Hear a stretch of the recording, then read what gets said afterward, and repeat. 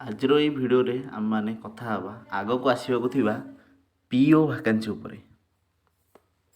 ଆପଣମାନେ ଜାଣିଥିବେ ଯେ ପିଓ ଗୋଟେ ହ୍ୟୁଜ୍ ଭ୍ୟାକାନ୍ସି ଆସିବାକୁ ଯାଉଛି ଓ SSC ଏହାର ଏକ୍ଜାମ୍ କଣ୍ଡକ୍ଟ କରାଇବ। ସମସ୍ତଙ୍କ ମନରେ ସେ ଗୋଟେ ପ୍ରଶ୍ନ ଯେ ପିଓ କେବେଠାରୁ ଆବେଦନ ଆରମ୍ଭ ହେବ। କିଛି ଦିନ ପୂର୍ବରୁ ଓଡ଼ିଶା ଗଭର୍ଣ୍ଣମେଣ୍ଟର I&PR ଡିପାର୍ଟମେଣ୍ଟ ତରଫରୁ ଟୁଇଟ୍ ଆସିଥିଲା ଯେ ଅକ୍ଟୋବର 31 ମଧ୍ୟରେ ସମସ୍ତ ବିଭାଗ କ'ଣ କ'ଣ ରିକ୍ରୁଟମେଣ୍ଟ ରହିଛି ଭ୍ୟାକାନ୍ସି ପୋଜିସନ୍ ଦେବେ। ତ ହୋପ୍ କି ଅକ୍ଟୋବର 31 ପୂର୍ବରୁ ପିଓର ଭ୍ୟାକାନ୍ସି ନିଶ୍ଚିନ୍ତ ଭାବରେ ଦେଖାଦେବ। ତ ପିଓ ଯେବେ ବାହାରିବ, ଯେମିତି କମ୍ବାଇଣ୍ଡ ଏକ୍ଜାମ୍ ଥିଲା 2841, ସେଭଳି ପିଓ ଗୋଟେ ହ୍ୟୁଜ୍ ଭ୍ୟାକାନ୍ସି ରହିଛି। ତ ବହୁତ ସାରା ବିଦ୍ୟାର୍ଥୀ ମଧ୍ୟ ଅଛନ୍ତି, ଓଡ଼ିଶାର ଆସ୍ପିରାଣ୍ଟ ଅଛନ୍ତି। ତ ତା'ର ସିଲାବସ୍ କ'ଣ ଅଛି, ତା'ର ଯୋଗ୍ୟତା କ'ଣ, ଆଉ ପିଓରେ ଆପଣମାନଙ୍କୁ କ'ଣ କାମ କରିବାକୁ ପଡ଼େ, ତା'ର ସାଲାରୀ କେତେ ମିଳିବ, ଏଇସବୁ ବିଷୟରେ ଆମେ ଆଲୋଚନା କରିବା। ଆପଣମାନେ ଦେଖିପାରୁଥିବେ ଏଇଟା ତା'ର ପ୍ରିଭିୟସ୍ ନୋଟିଫିକେସନ୍ଟା ପିଓର 29 ଜୁଲାଇ 2021ରେ ଆସିଥିଲା। ଏଇ ନୋଟିଫିକେସନ୍ରେ ଆମେ କଥା ହେବା ଏଲିଜିବିଲିଟି କ୍ରାଇଟେରିଆ। ତ ଏଲିଜିବିଲିଟି ବା ଆପଣଙ୍କର +2 ପାସ୍ କରିଥିବେ। ଆପଣଙ୍କ ଯଦି +2 ପାସ୍ କରିଛନ୍ତି ତାହେଲେ ଆପଣ ପିଓ ପାଇଁ ଆବେଦନ କରିପାରିବେ। ତ ବୟସ ସୀମା କ'ଣ ରହିବ? ଆଜ୍ ପର୍ ଓଡ଼ିଶା ଗଭର୍ଣ୍ଣମେଣ୍ଟ ରୁଲ୍ ବୟସ ସୀମା 21ରୁ 38 ବର୍ଷ ରହିବ।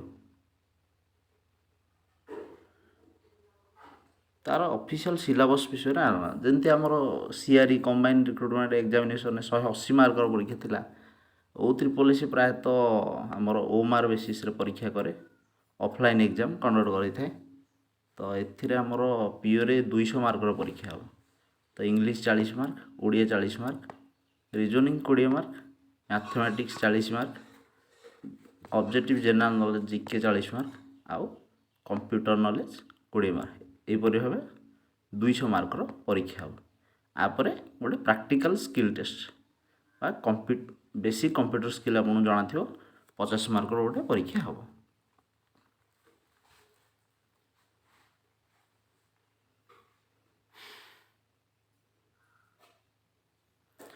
ପିଓରେ ଆପଣ ପଞ୍ଚାୟତ ଲେବୁଲ୍ରେ କାମ କରିବେ, ମାନେ ପଞ୍ଚାୟତର ଯାହା ବି ସବୁ କାମ ହୁଏ ସେଇଟା ଡାଇରେକ୍ଟ ଆପଣ ଗଭର୍ଣ୍ଣମେଣ୍ଟକୁ ଜଣାଇବେ।